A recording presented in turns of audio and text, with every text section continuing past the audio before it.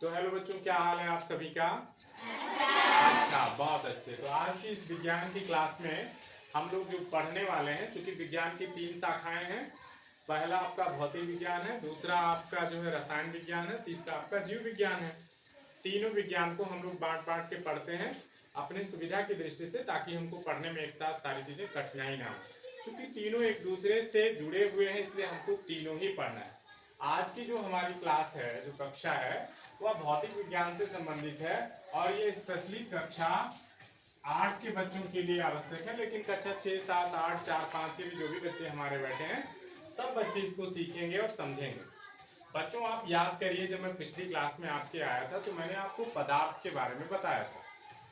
पदार्थ क्या होता है बच्चों? पदार्थ जो होता है, पदार्थ एक ऐसा तत्व होता है, या ऐसा एक कण होता है, या कणों का एक ऐसा संलयन होता है जिसका कोई निश्चित भार होता है, जिसका एक आयतन रहेगा, जिसका एक द्रव्यमान रहेगा, जो एक स्थान घेरेगा एक जगह पे। ये पदार्थ की परिभाषा अगर आपको याद हो तो मैंने बताया था। पदार्थों को उनकी संरचना, उनके आकार, उनके आयतन के आधार पर कणों के जो है पास और दूर होने इत्यादि के आधार पर 3 भागों में बांटा गया था, है ना?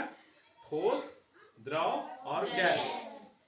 उसके पहले आपको बता दें बच्चों, जो पदार्थ है, पदार्थ जो है, पदार्थ किसी तत्व की मूल इकाई होती है। ठीक, किसी तत्व की मूल इकाई होती है। जो पदार्थ होता है बच्चों, वह छोटे छोटे परमाणुओं से मिलकर के बना होता है। ये जो छोटे छोटे परमाणु होते हैं, यही आपस में जुड़ करके अणु बन जाते हैं, और इन्हीं अणुओं की सहायता से जब दो समान गुण धर्म वाले अणु या परमाणु आपस में मिल जाते हैं तो तत्व का निर्माण कर देते हैं। और जब अलग अलग गुणों वाले दो परमाणु आपस में मिलते हैं तो वो यौगिक का निर्माण कर देते हैं। आज हम परमाणु पे जो है डिस्कशन करने वाले हैं कि परमाणु क्या है ना? परमाणु बच्चों किसी भी वस्तु की, किसी भी पदार्थ की, किसी भी तत्व या यौगिक की सबसे सूक्ष्मतम इकाई होती है। सबसे सूक्ष्मतम इकाई होती है, उसको हम गॉड पार्टिकल कह लें तो भी अच्छा होगा। उसी सूक्ष्मतम इकाई से उस बड़े से बड़े पदार्थ, जीव जंतु, चराचर जो भी है, सबका निर्माण उसी सूक्ष्मतम इकाई से हुआ है। अब पदार्थ आप जान गए, आपने पदार्थ के वर्गीकरण को देखा। अब जो पदार्थ बना किससे है? परमाणु से बना है। आज हम लोग डिस्कशन करने वाले हैं परमाणु की संरचना पे, कि परमाणु का आकार क्या है, उसकी संरचना क्या है, कैसे निर्मित है वो। आप देखेंगे बच्चों कि प्राचीन काल में ही हमारे देश के महर्षि थे, एक भौतिक विज्ञान वेत्ता थे। उन्होंने, उनका नाम था महर्षि कणाद। उन्होंने बताया कि यह जो संपूर्ण पृथ्वी है, ये जो चराचर है, ये किससे बना हुआ है? सूक्ष्मतम इकाइयों से, छोटे छोटे इकाइयों से मिलकर के बना हुआ है।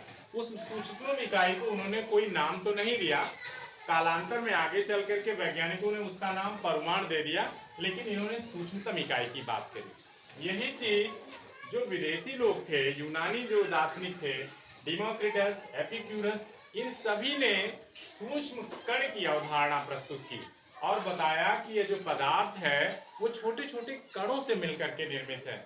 वही छोटे छोटे कण परमाणु कहलाए। बच्चों, बात समझ में आ रही है? आगे चल करके उसके बारे में डिटेल्ड स्टडी की गई और निकल के आया कि वो छोटे कण क्या है? पदार्थ हैं। बात समझ में आ रहा है?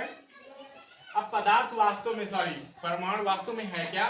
पदार्थ की सूक्ष्मतम और मूलभूत इकाई है। वो बेस पार्टिकल, वो फंडामेंटल पार्टिकल है जिससे मिल करके किसी पदार्थ, जीव जंतु इत्यादि का निर्माण हुआ है। आगे आप देखेंगे कि ये जो पदार्थ है, कहा गया ये मूलभूत इकाई है, इसका कोई टुकड़ा नहीं किया जा सकता है। पदार्थ अपने आप में सबसे छोटी इकाई मानी गई। कहा गया परमाणु सबसे छोटी इकाई मानी गई। कहा गया 2 परमाणु मिलके अणु बन जाएंगे, 2 या 2 से अधिक परमाणु मिलके अणु बन जाएंगे। अणु में समान गुणधर्म के अणु मिलकर तत्व बन जाएंगे, असमान गुणधर्म के अणु मिलकर के यौगिक इत्यादि बन जाएंगे और वस्तु इत्यादि का निर्माण करेंगे। लेकिन इनके कहने का एकमात्र कारण था कि पदार्थ जो है, उस पदार्थ की सबसे सूक्ष्मतम इकाई परमाणु है, उससे छोटा रूप कोई पाया नहीं जाता है। अर्थात परमाणु अविभाज्य है, उसको विभाजित नहीं किया जा सकता है। लेकिन आगे चल करके इनकी यह बात दोष सिद्ध हुई इस बात में, इस बात का खंडन हुआ, अभी आपको बताते हैं।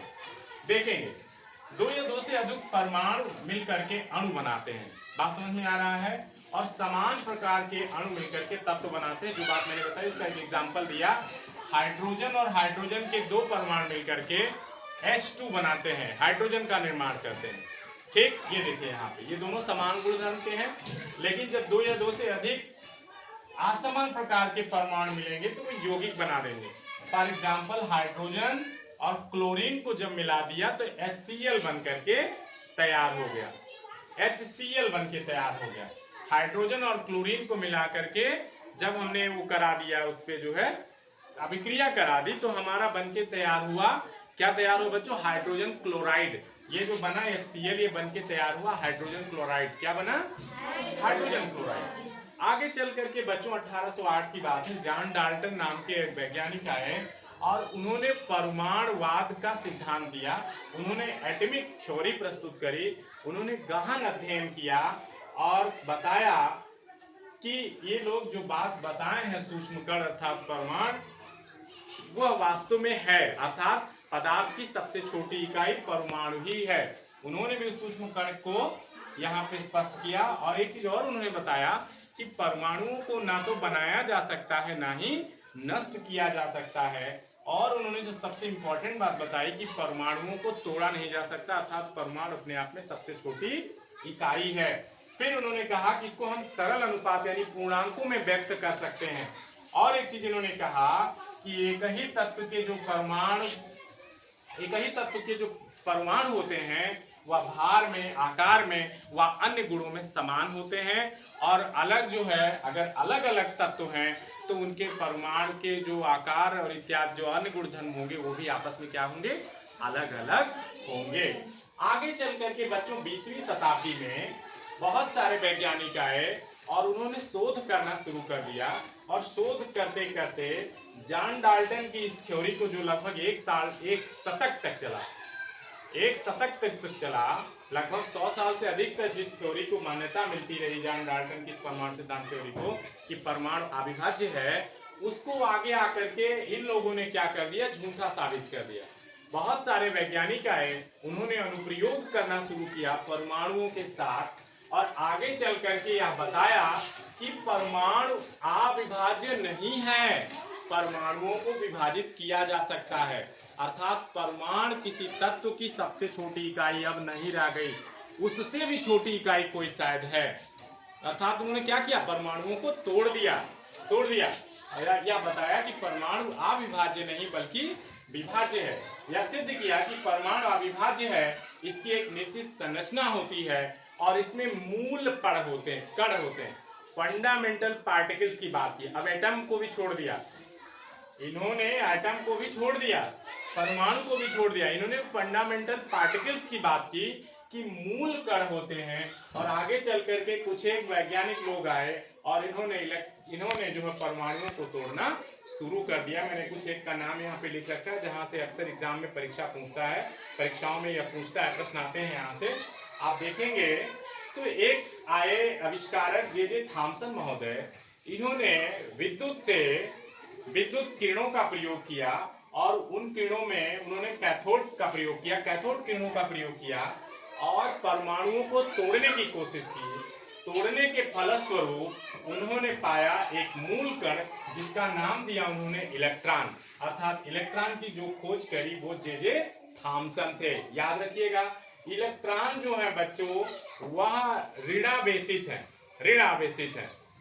वो ऋणावेशित है। अर्थात इलेक्ट्रॉन की जो इकाइयां हैं उन पर ऋण का आवेश होता है, वो ऋणावेशित होती हैं, यह ध्यान रखिएगा। उसके बाद फिर एक आए गोल्डस्टीन महोदय, और 1886 में इन्होंने प्रोटॉन की खोज कर डाली। और आगे चल करके एक और वैज्ञानिक आए रदरफोर्ड, उन्होंने इस जो नए पार्टिकल, इस मूल कण को खोजा था, वह नाम दे दिया प्रोटॉन। क्या नाम दे दिया? प्रोटॉन की खोज वास्तव में गोल्डस्टीन ने की, लेकिन उन्होंने कोई नाम नहीं दिया, मूल कण कहा उसको। पर आगे चल करके एक वैज्ञानिक है रदरफोर्ड, और इन्होंने इस मूल कण का नाम दे दिया प्रोटॉन। प्रोटॉन बच्चों धनावेशित होता है प्रोटॉन हमारा। ध्यान रखिएगा, इलेक्ट्रॉन ऋणावेशित होता है, यानी उसकी इकाइयों पे ऋण का आवेश होता है, और जबकि जो प्रोटॉन होता है उसकी इकाइयां धनावेशित होती हैं। ध्यान रखिएगा इस बात को, ठीक। और जो हाइड्रोजन के परमाणु का द्रव्यमान होता है उसका द्रव्यमान लगभग इस प्रोटॉन के द्रव्यमान के बराबर पाया गया। आपसे यहाँ प्रश्न पूछा जाएगा प्रोटॉन की खोज किसने की, आपका उत्तर होगा गोल्डस्टीन, पर इसका नामकरण किसने किया, रदरफोर्ड ने। ध्यान रखिएगा। और एक अन्य मूल कण बच्चों जिसकी खोज की गई, ये बेसिक और मेन मूल कण है जिनका मैं यहाँ डिस्कशन कर रहा हूँ, बहुत सारे मूल कण खोजे गए हैं, बात समझ में आ रहा है। फिर आया न्यूट्रॉन, इस पे ना धनावेशित होता है ना ऋणावेशित होता है, ये न्यूट्रल होता है, इसीलिए इसका नाम रखा गया न्यूट्रॉन। इसकी खोज करी बच्चों जेम्स चैडविक ने, और जब अभिक्रिया की गई, जब प्रयोग किया गया तो ये पाया गया बच्चों कि इसके जो कण होते हैं वो विद्युत उदासीन होते हैं, विद्युत उदासीन होते हैं। इस पे ना तो जो है धनावेशित होता है ये कण, ना ही ऋणावेशित होता है। बात समझ में आ रहा है बच्चों। तो इस तरह से ये 3 मूल कण खोजे गए। कैसे खोजे गए, परमाणुओं को तोड़ करके। जहां डाल्टन महोदय ने कहा था कि परमाणु अविभाज्य हैं, वहीं आगे चल के तमाम वैज्ञानिकों ने क्या किया, परमाणुओं को तोड़ दिया और कहा कि परमाणु अविभाज्य नहीं बल्कि विभाजित है, हम उनको तोड़ सकते हैं। तोड़ करके मूल कण की अवधारणा आई। ये देखिए मूल कण, फंडामेंटल पार्टिकल्स की बात आई, और एक एक करके इलेक्ट्रॉन, प्रोटॉन, न्यूट्रॉन, ऐसे बहुत कणों की खोज की गई। हिग्स बोसान जो कि रिसेंट में खोजा गया था, जिसको गॉड पार्टिकल नाम दिया गया। तो आप देखेंगे बच्चों, इलेक्ट्रॉन की खोज की जे थॉमसन ने, कैथोड की किरणों से बमबारी कराई उस पर, और बमबारी करा करके उन्होंने पाया कि जो इलेक्ट्रॉन के कण हैं वो क्या है, ऋणावेशित हैं। फिर आगे चल करके गोल्डस्टीन महोदय आए, इन्होंने भी एक और मूल कण की खोज की जिसको नाम दिया गया प्रोटॉन। किसने नाम दिया, रदरफोर्ड ने। यह एक धनावेशित कण है। आगे चल करके एक और मूल कण की खोज की गई जिसका नाम था न्यूट्रॉन। ये न्यूट्रल था क्योंकि ये तो ना तो ऋणावेशित था ना ही धनावेशित था। इसकी खोज करी थी जेम्स चैडविक ने। यह एक विद्युत उदासीन मूल कण है। आगे चल करके बच्चों हम परमाणु मॉडल को पढ़ेंगे, जिसमें हम जे थॉमसन का मॉडल पढ़ेंगे, रदरफोर्ड का मॉडल पढ़ेंगे और नील्स बोर का मॉडल पढ़ेंगे कि कहाँ कहाँ पॉजिटिव वाले मूल कण होते हैं, कहाँ कहाँ निगेटिव चार्ज, यानी कि ये ऋणावेशित चार्ज जो कण है कहाँ कहाँ कैसे कैसे होते हैं। ठीक है, तो ये सारी बातें हम अपने आने वाली कक्षा में पढ़ेंगे, आने वाले वीडियो में पढ़ेंगे। आज की क्लास आपको कैसी लगी, एक बार मुझे आप सभी जरूर बताएं, कैसी लगी।